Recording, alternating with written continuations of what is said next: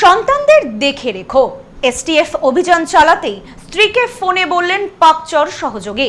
রিষড়া থেকে গ্রেপ্তার জাফর ওরফে সানি। পাকচর সন্দেহে এক যুবককে গ্রেপ্তার করলো এসটিএফ। হুগলির রিষড়া সন্ধ্যা বাজার থেকে তপসিয়ার যুবককে গ্রেপ্তার করে এসটিএফ। ধৃতের নাম জাফর শাম ওরফে সানি। সূত্রের খবর, পাকিস্তানি চর আইএসআই এজেন্টে রানা রৌফ ওরফে ওয়াহাব আলমকে গত 12 আগস্ট হাবড়া থেকে গ্রেপ্তার করে এসটিএফ। সদ্য লন্ডন থেকে চোখের অপারেশনের বিশেষ প্রশিক্ষণ নিয়ে ফিরেছেন ডাক্তার মোনাজির হোসেন। বনগাঁতে এই সর্বপ্রথম কোলফেকো, টোরিক, মাল্টিফোকাল ছানি অপারেশনের জন্য আসুন বনগাঁ আই কেয়ারে। সে পাকিস্তান থেকে নেপাল হয়ে ভারতে ঢুকেছিল। ধৃতকে জেরা করে তপসিয়ার ইমরান হোসেনের খোঁজ পায়। ইমরান রানার ভারতীয় নথি বানাতে সাহায্য করেছিল। এরপর তপসিয়ার বাসিন্দা ইজাজ আলীকে গ্রেপ্তার করে এসটিএফ। সেই ঘটনার তদন্তে নেমে তপসিয়ার যুবক জাফর শাম ওরফে সানিকে রিষড়া থেকে গ্রেপ্তার করা হয়েছে। জানা গিয়েছে, রানার নেটওয়ার্ক হিসেবে কাজ করত সানি। হাওড়ার শালকিয়ায় রানাকে একটি কারখানায় কাজ পাইয়ে দিয়েছিল সানি। রানাকে বন্ধু হিসেবে পরিচয় দিয়েছিল সে। সূত্র মারফত জানা গিয়েছে, দীর্ঘদিন ধরে জাল নথি তৈরির কাজ করত ধৃত যুবক। জাল নথি তৈরিতে সাহায্য করেছেন এমন ব্যক্তিদের খোঁজ শুরু করে এসটিএফ। সেই সূত্র ধরেই সানির নাম পায়।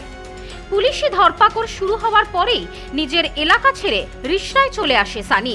পুলিশ তাকে ধাওয়া করে রিষড়া সন্ধ্যা বাজার এলাকায় অভিযান চালিয়ে মঙ্গলবার গভীর রাতে তাকে গ্রেপ্তার করে। আমি এইখানে থাকি, ঠিক আছে, তো ওই দোকান ওর ওইখানে ছিল আগে 8 সাল আগে এইখানে থাকতো। কোথায় থেকে এসছে বলেছে আমার মোবাইলে চার্জ নেই, আপনি আমাকে ফোন একটু কোথাও করবো। ও ফোন কাকে করেছে, ওর জানানা আছে, দিদি ওয়াইফকে করেছে। তারপরে এসেছে, অফিসার ধরে নিয়ে চলে গেছে। রাত কালকে 11টা 2, 11, 10 এরকমই হচ্ছিল। হ্যাঁ, না দোকান বন্ধ থাকে।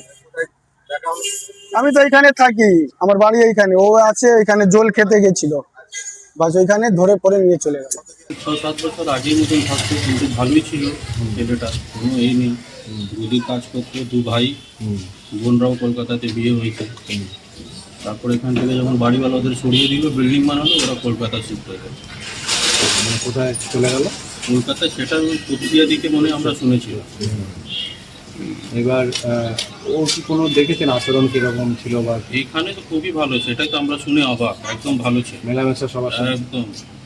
কে থাকতো এখানে? মা, বাবা, বোন সবাই। রাজেশ দেবনাথের রিপোর্ট, নিউজ স্নোম্যান্সল্যান্ড, Hooghly.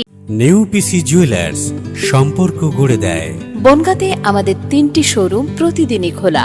New PC jewellers, Bongaon বাটার মোড়। নিউ পিসি জুয়েলার্স ব্রাঞ্চ কুমদিন স্কুলের বিপরীতে। New PC jewellers beauty, Motiganj, Hatkhola. আমাদের এখানে সোনা কিনুন পেপারের দামে।